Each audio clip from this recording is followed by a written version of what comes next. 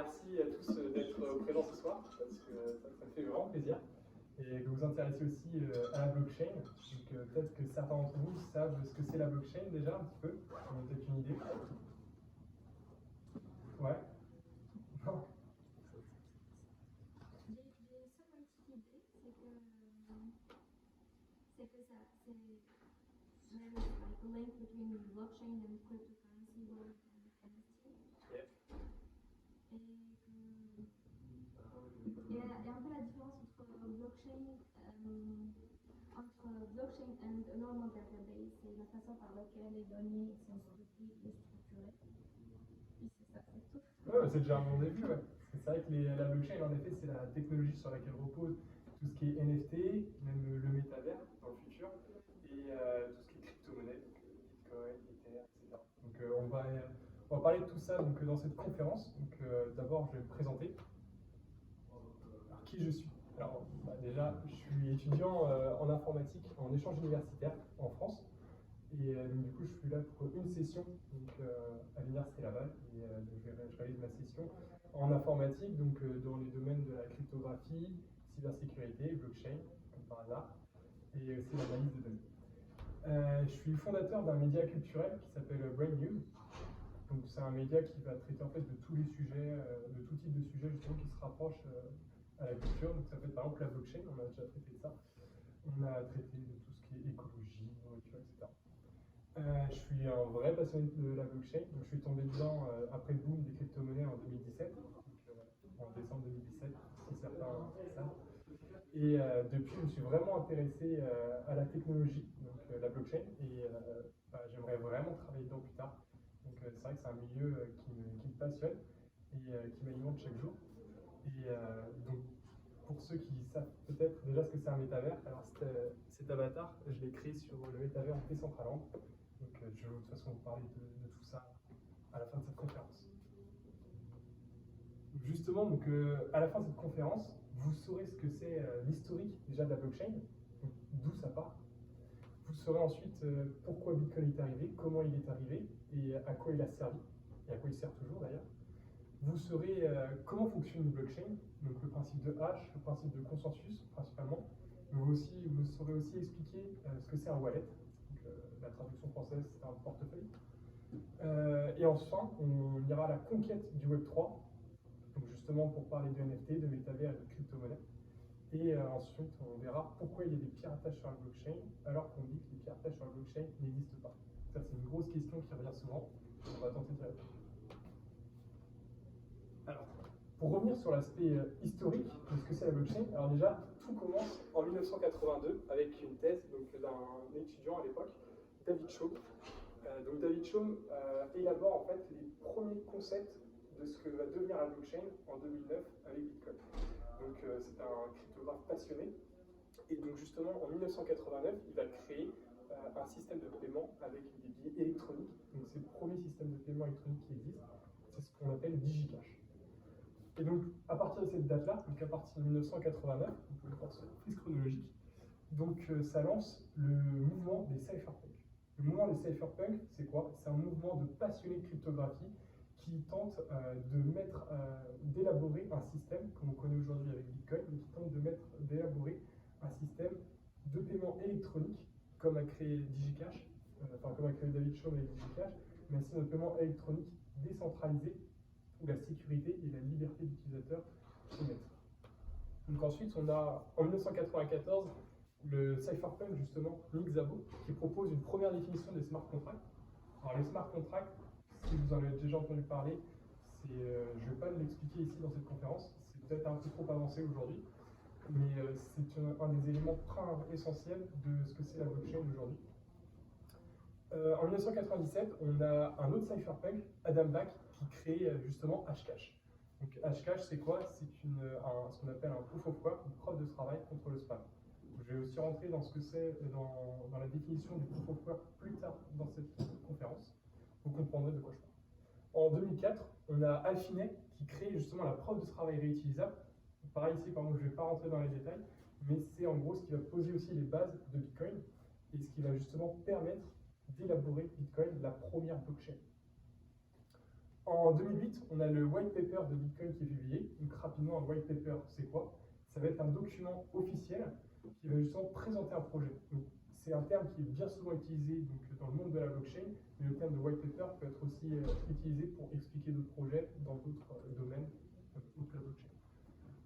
En 2009, donc ça c'était en octobre 2008, le white paper de Bitcoin, et en 2009, on a la première transaction sur Bitcoin qui est réalisée. Il faut savoir que Bitcoin a été lancé, donc la blockchain Bitcoin, a été lancée en janvier 2009, et la première transaction a été réalisée par justement Alfinet lui-même, avec le créateur de Bitcoin, mi-janvier.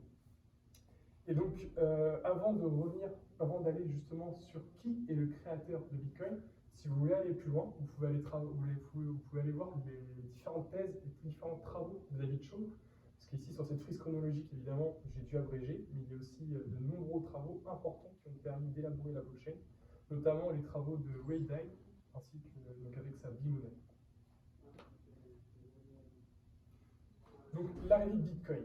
Alors, comme je vous l'ai dit, Bitcoin, c'est arrivé quand? C'est arrivé en 2008, avec son white paper, en octobre 2008. Et donc, pourquoi avoir créé Bitcoin? Alors, je préfère vous faire la citation de Alfinet plutôt que de vous expliquer longuement, parce que cette citation, je trouve assez cohérente avec ce que c'est.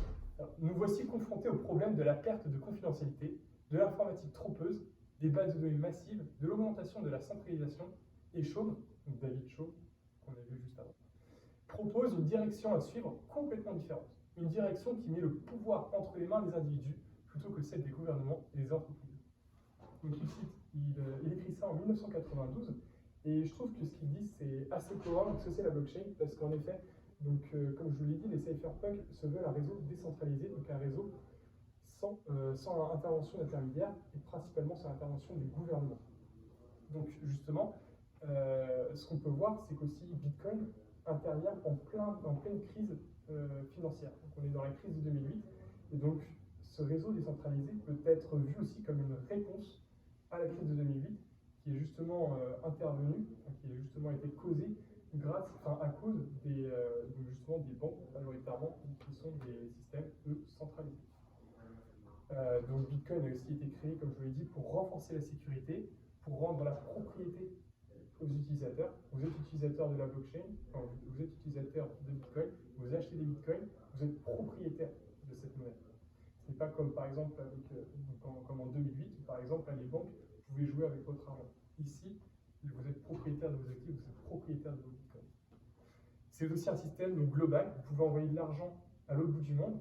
Par exemple, comme ici au Canada, vous pouvez envoyer de l'argent en Chine sans intermédiaire. C'est plus rapide et plus simple qu'avec un intermédiaire, comme une banque par exemple. Alors, donc on a vu pourquoi avait été créé Bitcoin, mais la grande question c'est qui a créé Bitcoin? Ça c'est encore la question que tout le monde se pose aujourd'hui. Alors, donc c'est Satoshi Nakamoto officiellement qui est le créateur de Bitcoin, mais quand on regarde, Satoshi Nakamoto n'existe pas. C'est un pseudonyme qui a été justement donné au créateur de Bitcoin, puisque c'est la signature qu'on a sur le white paper de Bitcoin publié en octobre 2008. Et donc, justement, donc là, on peut voir un buste représentant Satoshi Nakamoto à Budapest. Donc, on peut voir que son visage n'est pas défini parce qu'on ne connaît pas Satoshi Nakamoto. Mais donc, il y a eu de nombreuses spéculations sur qui était Satoshi Nakamoto, notamment sur Alfinet. Comme on a vu juste avant, Alfinet, c'est, je le rappelle, en 2004, lui qui a commencé à vraiment implémenter les premières vraies bases de Bitcoin, en 2004, avec la preuve de travail réutilisable.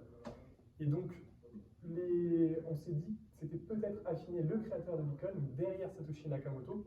Pourquoi? Parce que tout simplement, c'est lui qui a fait la première transaction sur Bitcoin mi-janvier 2009. Et c'est aussi dans sa ville qu'a résidé un certain Dorian Satoshi Nakamoto, qui ici tentait de prouver son innocence en présentant sa carte d'identité. Enfin, son innocence, comme quoi il n'était pas le vrai créateur de Bitcoin. Donc maintenant qu'on sait pourquoi a été créé Bitcoin, l'historique de la blockchain, je vais aujourd'hui vous présenter qu'est-ce que la blockchain. Parce que du coup, on a tout vu, on a vu ce qu'il fallait voir. Et maintenant, je vais vous présenter qu'est-ce que c'est la blockchain à travers, justement, en première phase, ce que c'est le réseau, sur quoi repose la blockchain. Alors pour ça, je vais vous présenter donc, sur cette illustration de Paul Baron donc, trois illustrations différentes. Donc on a la première illustration qui présente un réseau centralisé. Donc, pour vous expliquer ce que c'est un réseau centralisé, c'est un réseau où il va y avoir une interaction client-serveur. Mais ici, les serveurs sont contrôlés par une seule et même entité. Par exemple, Facebook. Facebook, aujourd'hui, contrôle ses serveurs seul. Il n'y a pas sans doute que Facebook qui peut contrôler ses serveurs. Donc, par exemple, si demain les serveurs de Facebook sont mis indisponibles, vous ne pouvez plus accéder à Facebook. Facebook est down sur son site web ou son application. À la différence d'un système décentralisé, donc on a ici plusieurs nœuds. Donc un nœud, ça va être plusieurs entités qui vont contrôler le réseau. Donc on a ici, sur cette illustration, 7 nœuds. Donc ce que ça va permettre, un réseau décentralisé, c'est que sur ces 7 nœuds, par exemple, s'il y en a un qui tombe, qui n'est plus disponible, qui ne peut plus fournir de la communication au réseau, pas de souci pour l'utilisateur, un autre nœud prendra le relais, et donc la communication sera toujours disponible. Et donc, qu'est-ce que ça permet, un réseau décentralisé? Un réseau décentralisé, ça va permettre donc à l'utilisateur plus de liberté, mais aussi plus de sécurité. Parce que tous les membres du réseau doivent se mettre d'accord sur un mode de fonctionnement. Et donc, bien souvent, ce mode de fonctionnement, puisqu'il est global, il va être assez sécurisé. Et donc, enfin, on a ce qu'on appelle un réseau distribué. Alors, comme vous pouvez le voir sur ce graphique, le réseau distribué, chaque nœud joue le rôle de client, mais aussi le rôle de serveur. Chaque nœud est égal. Alors, qu'est-ce que c'est la blockchain? Est-ce que c'est centralisé, décentralisé ou distribué? C'est un peu des deux. Donc la blockchain, il faut voir ça, c'est un peu d'une décentralisation, mais aussi un peu un système distribué. Il faut voir la blockchain comme une base de données distribuée. Pourquoi distribuée? Parce que chacun peut ajouter des transactions, chacun peut ajouter des données à la blockchain. Pourquoi c'est distribué? Parce que chacun est égal. Mais pourquoi? Mais cette base de données distribuée repose sur un système décentralisé. Pourquoi décentralisé? Parce qu'il n'y a que certains nœuds qui peuvent faire fonctionner la blockchain. Et donc ces nœuds-là, ils vont faire fonctionner la blockchain grâce à ce qu'on appelle un consensus qu'on verra juste après dans le fonctionnement de la blockchain. Donc, in fine, du coup, les nœuds permettent au réseau de fonctionner correctement et de sécuriser. Est-ce que ça va? Ouais. Alors, à quoi ça ressemble une blockchain? Alors là, ici, je vous ai fait un petit graphique, un petit schéma sur à quoi pouvait ressembler une blockchain. Donc, ici, on a justement différents blocs qui sont reliés par une chaîne. Alors, pourquoi? Parce que tout simplement, la traduction parfaite de blockchain en français, c'est chaîne de blocs. Et donc, en fait, la chaîne de blocs, ici, on a vraiment la définition de ce que c'est, en fait. Parce que c'est une chaîne de blocs. Dans chaque bloc sont contenues des données. Et donc, ces données, c'est quoi? C'est des transactions, bien souvent. Mais elles peuvent être aussi des données médicales, par exemple. Des données privées, des données personnelles. Ça peut être tout type de données. Mais ce qu'on va bien souvent trouver, c'est des données type transaction. Donc, par exemple, Bob envoie 5 bitcoins à Alice. Parce que oui, ce qu'il faut comprendre, c'est que Bitcoin avec un B majuscule, c'est la blockchain Bitcoin, mais B avec un B minuscule, c'est la crypto-monnaie Bitcoin. Voilà, la petite nuance. C'est pour ça que je dis Bob envoie 5 bitcoins à Alice, par exemple. Et donc, ces blocs sont interdépendants.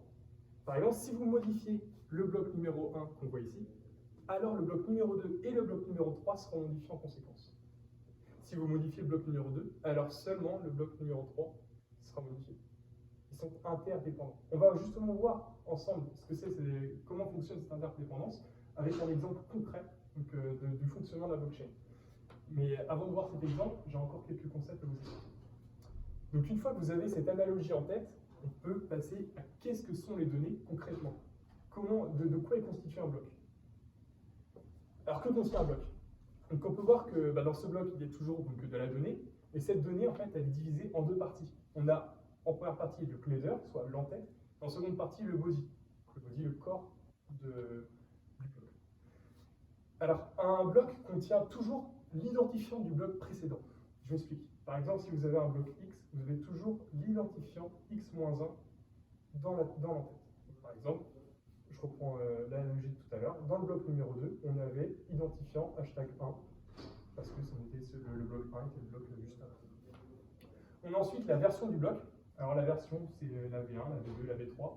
Pourquoi la version? Parce qu'au final, un bloc contient, contient par exemple 5 mégaoctets de données. Mais ce bloc, par exemple, peut être modifié au fil du temps. On l'a vu par exemple avec Bitcoin, Il y a justement eu des mises à jour, notamment pour la taille du bloc. Par exemple, on est passé de 5 mégaoctets à 10 mégaoctets. Dans la réalité des faits, ce n'est pas ça, mais c'est juste pour vous imaginer la version du bloc. Ensuite, on a ce qu'on appelle l'arbre de Merkel. Alors, je ne vais pas vous expliquer ici ce que c'est l'arbre de Merkel, mais si vous voulez voir, vous pouvez aller vous renseigner là-dessus.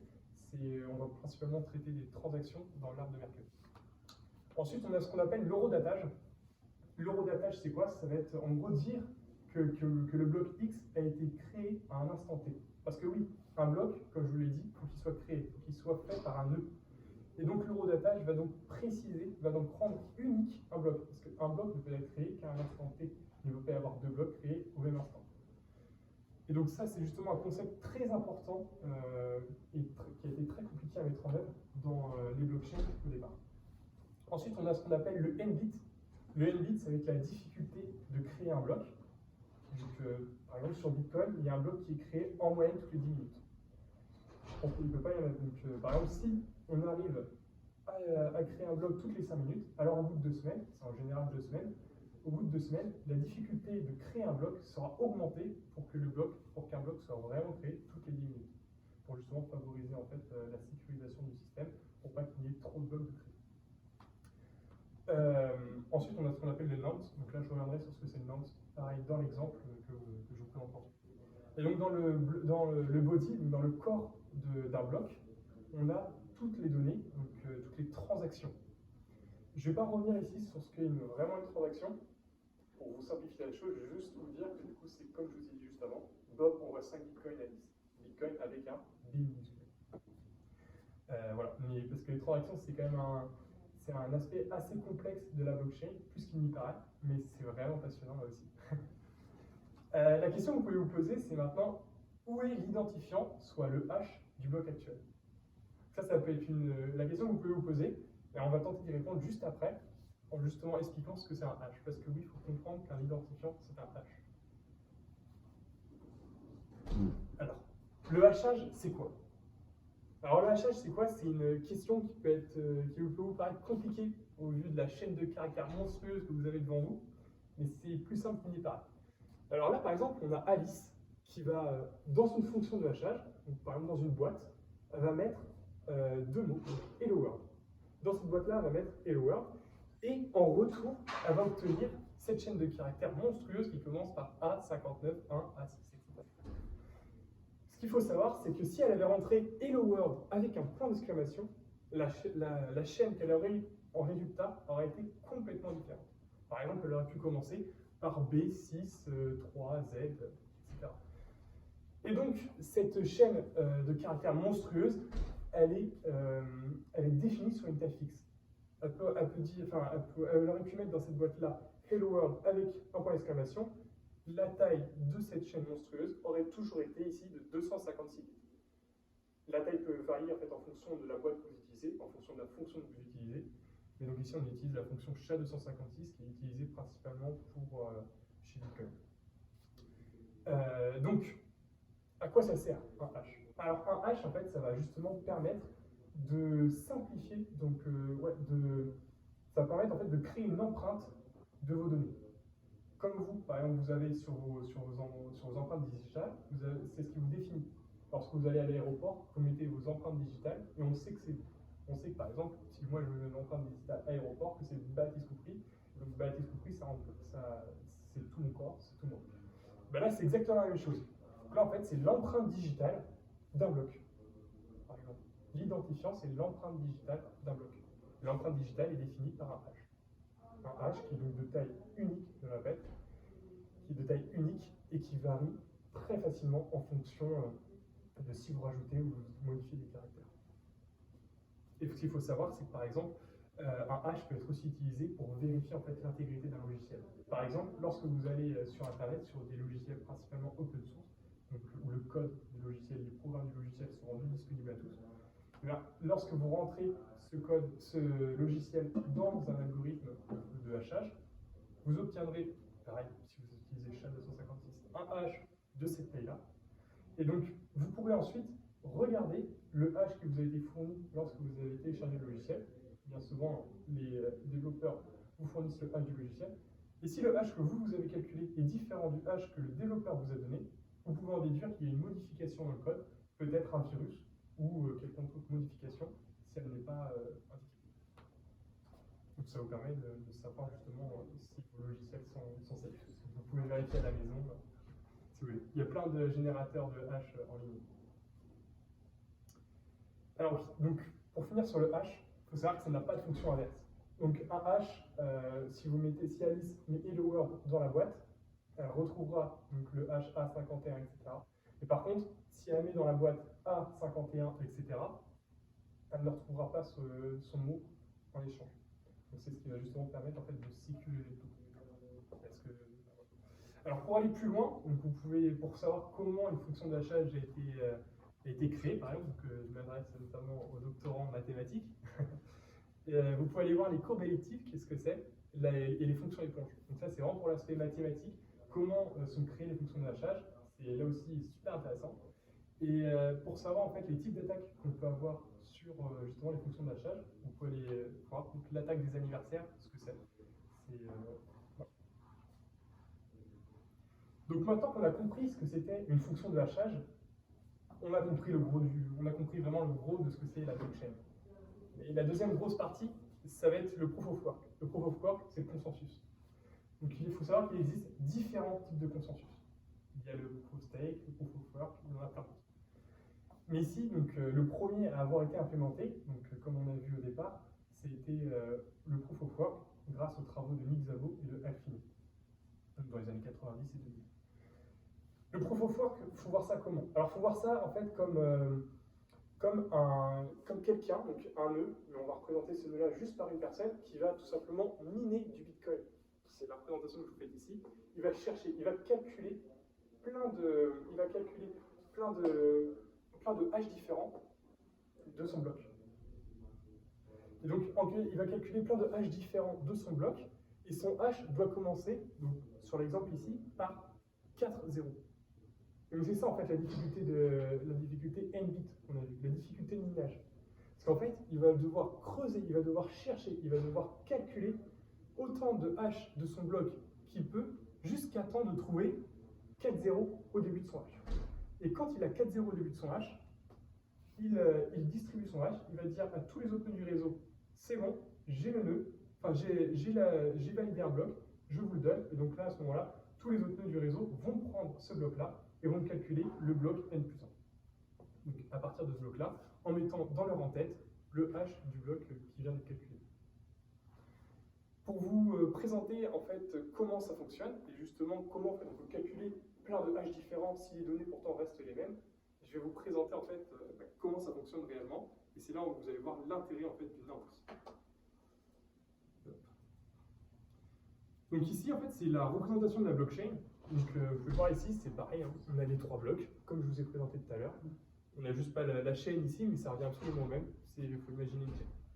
Et donc, dans le bloc numéro 1, on a, donc TX, ça veut dire tout simplement transaction. On a 2 transactions, transaction 1 et transaction 2. Donc là, on a le hash précédent. Donc là, vu que c'est le premier bloc, il n'y a pas de hash précédent, donc ça commence que par 0. Et ensuite, on a le hash du bloc actuel. Et donc ce hash du bloc, il est créé, en fait, il est calculé grâce à un nonce. Parce que vous êtes bien d'accord avec moi, on ne peut pas modifier les données de l'entête. Si on modifie les données de l'entête, alors là, le bloc n'est plus valide. Parce que c'est, par exemple, si on modifie la version du bloc, si on dit que le bloc est de version 5 alors qu'il est de version 2, ça ne va pas marcher. Donc c'est pour ça qu'en fait, on a créé un numéro qu'on va changer tout le temps, sans arrêt, jusqu'à temps de trouver le hash correspondant. Et ce numéro, c'est quoi? C'est le nonce. Donc là, le nonce, c'est de 67,54. Donc 6100, c'est 250. Et donc, on voit ensuite qu'on a le bloc numéro 2. Donc, dans le bloc numéro 2, on a quoi? On a le hash précédent, ce hash-là, qui commence par 4 x 0, E0, 2A, etc. Donc là, on retrouve ce hash-là, 4 x 0, E0, A2, etc. Et pareil pour le bloc numéro 3. Donc, pour vous montrer comme quoi tous les blocs sont interdépendants, et pour vous montrer comment on mine concrètement, je vais vous faire une petite démo. Donc là, vous êtes d'accord avec moi, un hash est modifié quoi qu'on fasse. Si on modifie une des valeurs dans le bloc, tout est modifié. Voilà, par exemple, juste rajouter un espace. Donc là, le hash du bloc n'est plus valide. Donc si le hash du bloc ici n'est plus valide, ce hash-là ne sera plus valide et ce hash-là ne sera plus valide. cet identifiant, les identifiants ne sont plus valides. Et donc pour recalculer tout ça, je vais devoir cliquer sur le bouton ici, miner, qui va me permettre en fait de calculer un nouveau nonce, de trouver un nouveau nonce. Je mine. Hop, et là, donc, il m'a calculé un nouveau nonce, donc 27 602.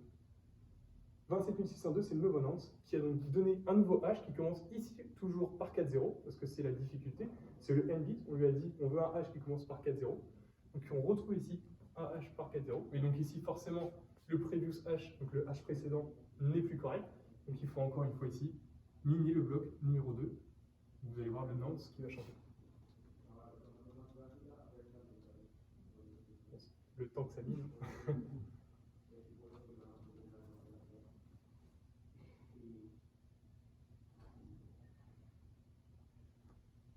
Voilà. Donc là, on peut voir que donc, un nouveau nonce a été trouvé. Donc toujours, notre hash commence par 4,0. C'est la difficulté de minage, encore une fois. Et donc notre nonce a été trouvé, il a été modifié, et aujourd'hui, notre nonce, c'est 178 944. Et donc le previous hash, c'est celui-ci. Donc par exemple, le bloc numéro 3, le previous hash ici n'est plus bon, donc il va devoir falloir en fait tout recalculer. Donc, enfin si, justement, le previous hash, justement, c'est le bon, mais donc parce qu'il était justement mis à jour automatiquement, mais donc le hash final n'est plus bon. Donc maintenant que vous avez dû comprendre ça, est-ce que ça va? Vous avez compris? Ouais. Je vais passer justement à la suite. Et donc comprendre le proof of work, c'est vraiment la partie la plus importante. Vous avez compris le proof of work, vous avez compris comment fonctionne une blockchain. Parce qu'en fait, c'est ce qui va permettre de créer de nouveaux blocs, de justement faire fonctionner la blockchain. À chaque fois que Bob va envoyer 5 bitcoins à Alice, alors que 5 bitcoins là, cette transaction, cette donnée, va être implémentée dans de nouveaux blocs, etc. Donc maintenant que vous avez compris comment fonctionne une blockchain, on va voir plutôt les aspects à côté de la blockchain qui sont toujours très importants. Donc on a l'aspect des wallets. Où sont stockés mes bitcoins? Encore une fois la nuance, j'ai mis bitcoin avec un B minuscule parce que là on parle des crypto-monnaies. Où sont stockés mes bitcoins? Alors mes bitcoins sont stockés dans un portefeuille donc, virtuel, évidemment c'est pas un portefeuille physique. Et donc dans ce portefeuille, qu'on appelle plus communément un wallet dans le monde de la blockchain, il va contenir quoi? Il va contenir des clés publiques et des clés privées. Et à partir de la clé publique, on va pouvoir générer l'adresse. Alors là, je vous parle peut-être chinois pour certains, mais je ne vais pas aussi vous expliquer ce que c'est la clé publique et la clé privée. Ça peut être un peu long et un peu compliqué. Mais pour résumer, en gros, c'est ce qui va définir que votre wallet, votre portefeuille est unique. Et c'est ce qui va vous permettre, donc, grâce à la clé publique, d'avoir une adresse. Et donc cette adresse va justement permettre en fait d'envoyer à Bob ses bitcoins à Alice. Si on prend cet exemple. Parce que Bob, il peut envoyer, par exemple, j'envoie 5 bitcoins à Alice. Si j'envoie 5 bitcoins à Alice, il peut y avoir 50 Alice dans le monde. Enfin, 50 Alice dans le monde du bitcoin. 50 Alice à qui je peux envoyer des bitcoins. Par contre, si Alice, je lui dis, tiens, tu habites à tel endroit, donc l'habitat, c'est l'adresse, soit l'adresse du wallet. Je lui dis, Alice, tu habites à cet endroit-là. Alors, je t'envoie les 5 bitcoins à cette adresse-là. Je serai sûr qu'elle va les recevoir, qu'elle va recevoir les 5 bitcoins et que ce n'est pas une autre Alice qui va les recevoir. C'est ça, en fait, le concept de l'adresse. Comme une adresse postale. Si vous voulez aller plus loin dans les wallets, donc, qui sont encore une fois un sujet passionnant et un peu complexe de la blockchain, vous pouvez aller voir ce que sont les portefeuilles HD, ou les wallets HD, ce que c'est une seed, et justement aller voir ce que c'est plus en détail, ce qu'une clé publique et une clé privée, mais aussi le fonctionnement des adresses. Voilà. Donc on a fait le tour de ce que c'était une blockchain. Donc maintenant, j'espère que vous avez compris ce qu'était une blockchain. Ça va? Ouais, super. Alors on va voir en fait à quoi ça sert. Où est appliquée la blockchain. Alors pour ça, en fait, on va aller carrément à la conquête du Web3. Alors, pour vous expliquer le Web3, donc le Web3 très brièvement, ça repose en fait sur le principe de la blockchain. Mais donc, pour vous expliquer ce que c'est le Web3, il y a déjà deux évolutions du Web. On a eu le Web 1, donc le Web 1 représenté ici par exemple par Wikipédia. Et même ici, sur ce Web 1, vous étiez seulement spectateur du Web. C'est-à-dire que vous ne pouvez pas interagir. Par exemple, vous ne pouviez pas liker sur YouTube. Bon, YouTube est arrivé à l'époque du Web 2, mais par exemple, si YouTube était arrivé par exemple dans les débuts des années 2000, tout début des années 2000, vous ne pouvez pas liker, vous ne pouvez pas interagir avec la plateforme. Vous étiez seulement spectateur. Avec le Web 2, vous n'étiez plus seulement spectateur, mais vous étiez aussi créateur. Par exemple, sur Instagram ou même sur YouTube, hein. Donc ici j'ai représenté le logo Instagram, vous créez du contenu. Donc moi, quand je poste une photo avec mes amis, je crée un contenu, je crée une photo que je poste sur Instagram, sur Internet. Et donc ici, je peux lire toutes les photos que je vois sur Internet, mais je peux aussi les créer, je peux aussi créer du contenu. Et donc c'est ça la force du Web 2, c'est que ça a permis de développer, de démocratiser en fait Internet pour tous, et que justement ce soit aujourd'hui utilisé par tous, aujourd'hui, tout le temps. Mais le problème du Web 2, c'est qu'au final, lorsque moi j'envoie ma photo avec mes amis sur Instagram, c'est Instagram qui a la photo. Instagram a la propriété de la photo.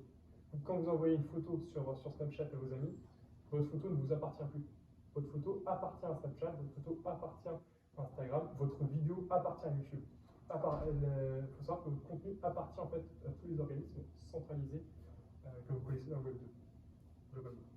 Et donc pour ça, on a créé en fait le Web 3. Donc le Web 3 est en train d'arriver justement, donc on est encore au tout début aujourd'hui. Et donc le Web 3, vous êtes toujours spectateur, vous êtes toujours créateur, et cette fois-ci vous êtes propriétaire. Et donc vous êtes propriétaire pourquoi? Parce que par exemple, si, imaginons Instagram sur la blockchain, lorsque je crée du contenu sur Instagram, lorsque je poste ma photo avec mes amis sur Instagram, alors cette photo, elle n'appartient pas à Instagram, mais elle m'appartient toujours. Et c'est ça en fait le concept notamment de NFT. Donc je vais justement vous expliquer juste après. Mais donc là, pour représenter le Web3, je vous ai mis le petit logo d'un portefeuille assez connu dans le milieu. Donc c'est le portefeuille MetaMask, représenté ici par le logo de petit renard. Voilà. Alors justement, donc toujours dans la conquête du Web3, je vous parlais de NFT juste avant. Donc le NFT, c'est quoi? Alors c'est bien plus qu'un singe sur lequel on va spéculer, sur lequel on va pouvoir gagner de l'argent. C'est bien plus que ça. Un NFT, c'est ce qui va vous permettre en fait d'avoir la propriété de votre actif. Sur Bitcoin, vous avez la propriété de vos actifs. À la différence, un Bitcoin, vous pouvez l'échanger contre un autre Bitcoin. Ça a la même valeur. Un NFT, vous ne pouvez pas l'échanger contre un autre NFT. C'est par exemple, si on fait une analogie avec le monde réel, par exemple, ça c'est le tableau de Picasso. C'est un tableau de Picasso. Et donc un tableau de Picasso, je ne peux pas l'échanger contre un tableau de Monet. Ça ne marche pas. C'est pas la même valeur.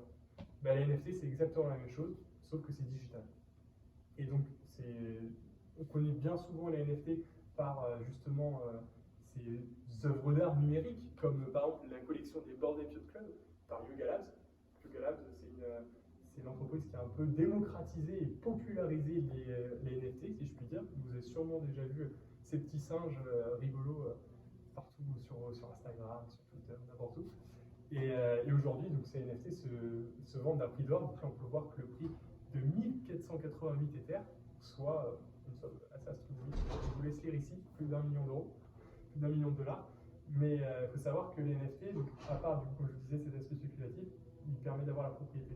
Et donc cet NFT-là, qui vaut plus d'1 million d'euros, enfin 1 million de dollars, il ne peut pas être échangé contre un autre. Et donc, seule une personne est propriétaire de ce NFT. Et donc, ce qu'il faut voir dans la puissance des NFT, c'est quoi? C'est qu'au final, demain, quand vous allez par exemple en discothèque, vous devez présenter votre carte d'identité. Problème, si vous n'avez pas votre carte d'identité, vous ne pouvez pas rentrer. Parce qu'on ne peut pas certifier que vous avez vraiment 18 ans. Avec le NFT, vous aurez juste à présenter votre portable. Vous présentez le NFT de votre carte d'identité. Et donc, grâce à ça, le videur vous dira « Ok, c'est bon, je sais que tu as 18 ans parce que le NFT t'appartient. Tu es le seul à avoir ce NFT. Donc, c'est bien ta carte d'identité. Donc, je sais que tu as bien 18 ans. Donc, tu peux rentrer. » Ça va permettre en fait tout simplement d'enlever justement tous les actifs qu'on a physiquement et de simplifier la vie en ayant tout de façon numérique et de façon unique. Justement. Alors pour aller plus loin sur les NFT, vous pouvez aller voir sur quoi sont basés la plupart des NFT aujourd'hui, sur la blockchain Ethereum. Je ne vais pas rentrer ici dans les détails. C'est notre blockchain qui a été créée en 2014. Et donc pour aller plus loin, vous pouvez aller voir le standard ERC 721 qui est majoritairement utilisé en fait, pour créer des NFT. Donc ça ici, on va plus parler de programmation et de mathématiques. Donc maintenant que vous avez compris ce que c'est un NFT, je vais vous parler de métaverse ou métavers. On peut l'écrire, il y en a qui l'écrivent sans S, sans E, d'autres l'écrivent avec E. Alors, donc je vous ai mis ici la fiche publicitaire du métavers Decentraland. Decentraland, pour rappel, c'est grâce à ce métavers que j'ai pu créer mon petit avatar que vous avez pu voir au début de ma conférence. Et donc, les métavers, c'est quoi? Donc c'est pareil, ça repose en fait sur l'idéologie du Web3, l'idéologie de la blockchain, où là vous êtes propriétaire. et où il y a une liberté plus importante. Et donc, sur justement les métavers, qui sont vraiment aujourd'hui partie intégrante du Web3, et qui le seront encore plus demain, vous pouvez, en fait, vous pourrez vraiment plus ou moins tout faire. Donc c'est en fait, il faut voir ça, le métavers, comme un monde virtuel. Par exemple, si vous connaissez GTA Online principalement, ce sera à peu près la même chose. C'est-à-dire qu'au final, vous pourrez aller par exemple en discothèque avec vos amis dans le métavers, vous pourrez aller boire un verre en ligne avec le métavers. Voilà. Donc ça, c'est vraiment pour l'aspect global qu'on peut retrouver sur GTA Online, si je prends cet exemple-là. Le métavers, au-delà de cet aspect virtuel de vie sociale, entre guillemets, mais c'est bien plus que ça. Parce que le métavers, ça va vous permettre, par exemple, de faire des entretiens en ligne de manière plus interactive. Par exemple, demain, j'ai un entretien d'embauche avec un recruteur en France. Si je le fais en ligne via Zoom, c'est certes interactif, mais mais il y aura moins d'interactivité que forcément si je le fais en présentiel ou si je vois la personne. Là, justement, avec Decentraland, notamment avec le métavers, je pourrais en fait être physiquement, enfin virtuellement disponible. Donc mon avatar sera disponible devant mon recruteur. Donc c'est de cette manière-là, ça permet en fait de créer plus d'interactivité sur les mondes virtuels. Et par exemple, il y a déjà eu par exemple Carrefour. Je ne sais pas si vous connaissez Carrefour, c'est une grande entreprise française de supermarché. Ils ont déjà justement des places sur le métavers et ont déjà fait des réunions sur le métavers.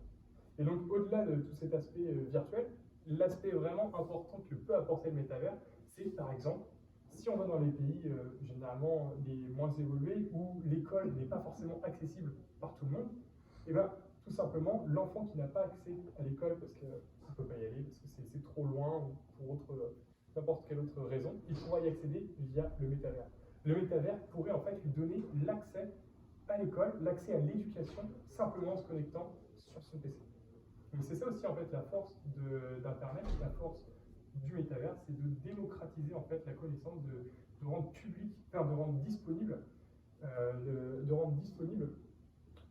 justement par exemple l'éducation à tous. Ça peut être un des aspects qui peut être le plus travaillé dans les prochaines années et sur lequel je pense on va le plus voir de projets apparaître. Une fois que vous avez compris en fait ce qu'était le Web3, donc le Web3, les NFT, les métavers, la DeFi, je ne vais pas parler de DeFi, mais la DeFi c'est la finance décentralisée. Ça c'est encore un autre domaine, c'est toujours sur la blockchain, le Web3, mais je ne vais pas ici vous en parler. Je vais maintenant vous parler du coup des piratages sur la blockchain. Alors, si vous regardez un petit peu les actualités sur le Web3, la blockchain, les crypto-monnaies, vous entendrez toujours parler de piratage. En octobre, je crois qu'on a même battu un record, je crois qu'il y a eu un maximum de piratage dans le milieu. Enfin, donc un maximum d'argent qui a été volé dans le milieu. Sauf que, si vous lisez les articles, vous verrez qu'ensuite, vous verrez que les blockchains sont impiratables. Alors pourquoi on vous parle de piratage alors que c'est impiratable? Alors, il peut y avoir différentes raisons. Déjà, ça peut venir de vous-même, l'erreur peut venir de vous-même. Vous pouvez, avec votre portefeuille, signer un scam, une arnaque. Parce que oui, en fait, quand vous interagissez notamment avec la DeFi, par exemple les NFT, tout autre objet du Web3, vous devez en fait signer un contrat lorsque vous interagissez avec. Et ce contrat-là, vous, par exemple, on veut dire si vous achetez un NFT sur une plateforme, peut-être OpenSea, si vous achetez un NFT dessus, vous devez signer un contrat, dire oui, je vais dépenser X Bitcoin pour acheter ce NFT. Donc on ne peut pas acheter de NFT avec Bitcoin, mais en gros c'est ça. Et donc par exemple, si vous lisez mal le contrat et qu'au lieu de dire j'achète ce NFT X Bitcoin, je dépense tous mes Bitcoins dedans, alors là, ici vous perdez tout votre argent dans un contrat qui était frauduleux.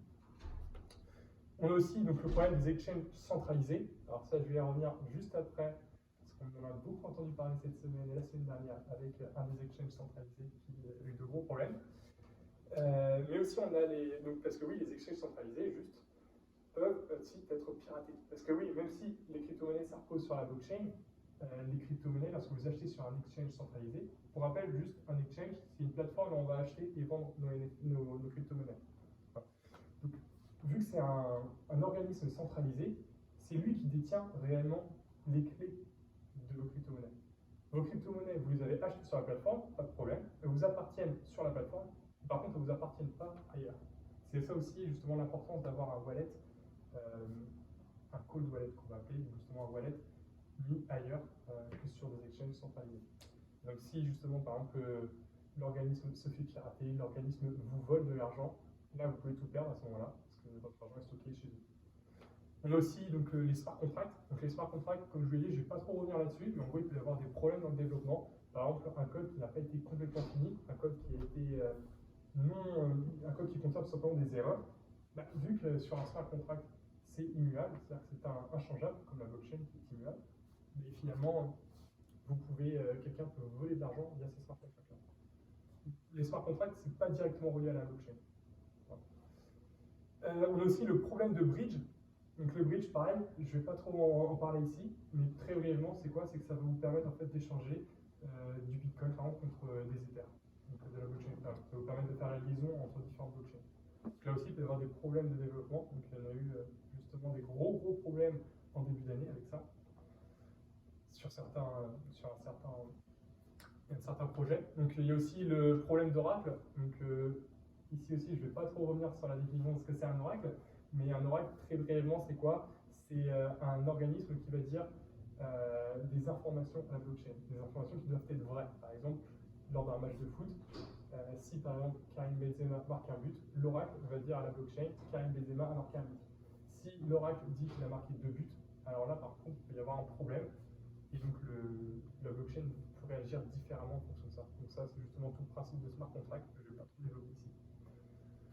Et donc ensuite, on a ce qu'on appelle donc, les manipulations de marché qu'on connaît sur la finance traditionnelle. Et ben, ça se retrouve aussi en fait sur la blockchain. Et on peut aussi beaucoup justement faire l'analogie, le raccourci entre manipulation de marché et piratage. Voilà. Donc pour vous globaliser la chose, les piratages sur la blockchain n'existent pas, mais les piratages sur l'environnement blockchain existent et sont un réel danger. Donc c'est pour ça qu'il faut connaître un peu avant, il faut savoir s'éduquer avant d'acheter et avant de manipuler ces crypto-monnaies par exemple ou ces NFT. Donc pour aller plus loin justement, je vous conseille d'aller voir ce que c'est un bridge, ce que c'est un smart contract, ce que c'est un oracle et ce que c'est justement encore un wallet. Plus dans le détail. Alors je vous parlais justement juste avant de manipulation de marché, d'exchange centralisé. Là justement on a un très bon exemple, c'est la semaine dernière. Donc la semaine dernière on a un exchange, donc le deuxième plus gros exchange au monde, FTX, qui était du coup le deuxième plus gros exchange au monde, FTX, qui a justement en fait s'est complètement effondré. Alors pourquoi il s'est effondré? C'est assez compliqué, mais pour faire très bref, qu'est-ce qui s'est passé? Justement l'exchange centralisé, donc géré par Sam Bankman-Fried, qu'on peut voir ici sur la photo. Sam Bankman-Fried en fait a détourné les fonds et en fait a fait croire comme qu'il avait les fonds pour que vous achetiez des crypto-monnaies sur son organisme, alors qu'au final il n'avait pas les fonds et on s'est rendu compte qu'il y a un trou de plusieurs milliards de dollars dans son entreprise. Donc c'est un gros problème. Pourquoi? Parce qu'en fait ça a carrément créé la faillite de FTX et donc il s'est mis sous le chapitre 11 aux États-Unis. Le chapitre 11 en gros c'est la faillite. Il s'est mis sous faillite et a carrément quitté son poste parce que aujourd'hui FTX ne vaut quasiment plus rien. Nous verrons dans les prochains jours s'ils arrivent à redresser la pente, mais malheureusement, je pense qu'il y a peu de chance. Et donc, dans ces cas-là, par exemple, de nombreux utilisateurs ont perdu donc, de l'argent, parce que puisqu'il y avait un trou, il a fait croire qu'il pouvait en fait vous donner de la crypto-monnaie. Alors, au final, c'était juste un écran. Vous achetiez, et au final, l'argent qu'il utilisait, l'argent que vous lui donniez en échange de Bitcoin, il l'utilisait pour faire autre chose. Donc, vous ne pouvez plus à la fin retirer vos Bitcoins, par exemple. C'est ce qui s'est passé. Donc, de nombreux utilisateurs ne peuvent plus retirer leur argent dessus. Et donc, de ce fait-là, de nombreuses entreprises, notamment, coulent en ce moment. Donc, c'est très grave. Et c'est déjà arrivé justement cette année avec d'autres projets, donc, notamment Terra Luna. Et il y a plein d'autres projets qui ont eu de gros problèmes cette année. Donc, on connaît justement Celsius ou encore Axie Infinity. Il y a plein d'autres projets comme ça.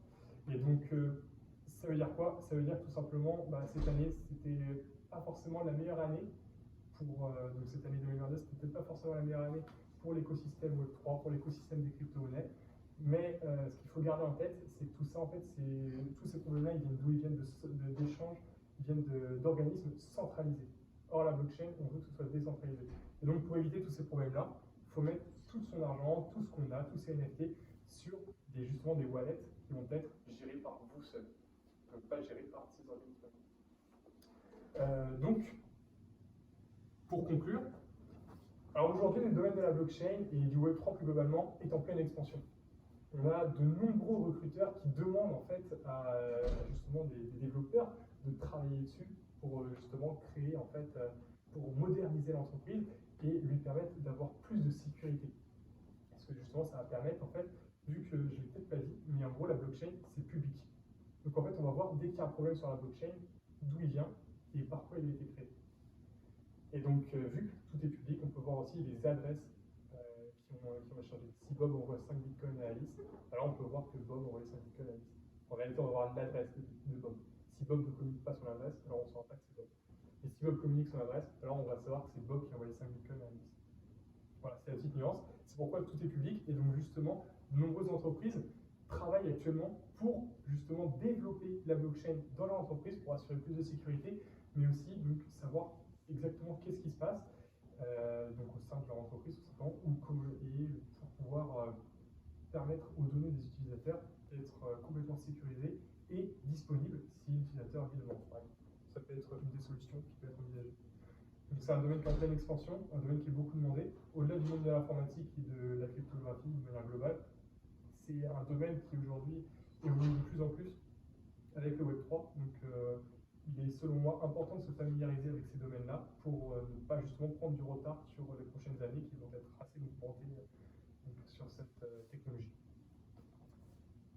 Alors, où nous retrouver? Alors si vous avez des questions, par exemple, auxquelles vous ne pensez pas maintenant, auxquelles vous pensez plus tard, même des envies, vous pouvez me contacter sur mon LinkedIn ou par mail, donc baptiste.cpay@gmail.com. Sur mon LinkedIn, pour information, je fais par moment des petits posts qui vont expliquer un principe de la blockchain. J'en ai encore posté un hier sur justement la confiance à accorder aux exchanges centralisés, entre autres. Donc vous pouvez aller voir ça. C'est, je pense, un moyen aussi de vous informer sur ce qu'est la blockchain, comprendre des principes que je n'ai pas forcément expliqués ici, et aussi comprendre en fait l'évolution de la blockchain. Parce que je commente aussi certains posts, et donc mon activité sur les réseaux sociaux pourrait peut-être vous intéresser si vous aimez la blockchain. Et pour toute demande, n'hésitez pas. Juste pour les sources que j'ai utilisées, donc vous avez les sources ici des images, la source de la citation et tous mes montages images, je les ai fait via Canva. Donc bon, en tout cas, ce fut un plaisir. J'espère que vous avez apprécié. J'espère surtout que vous avez compris et que les objectifs de cette conférence ont été atteints. Ont été bien atteints. Et je vous remercie pour votre temps et je vous souhaite une bonne soirée. Merci.